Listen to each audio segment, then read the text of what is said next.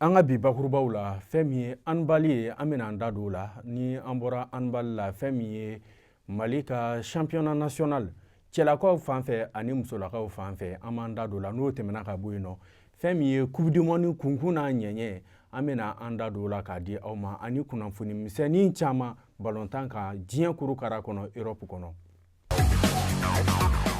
I n'a fɔ n kun y'a fɔ aw ɲɛna cogo min na an ka kumaw daminɛ la fɛn min ye ligi min bɛ Bamakɔ n'ale sigilen don handball ɲɛmɔgɔya ko la olu kɛlen don ka tournant dɔ labɛn tournant belebele mun ni u bɛna kɛ denmisɛnninw ni ɲɔgɔn cɛ n'a a kan ka kɛ mun ye décembre kalo tile 24 n'o bɛ bɛn samedi ma nɛgɛ kanɲɛ 14 a bɛna kɛ fɛn min ye stade du 26 mars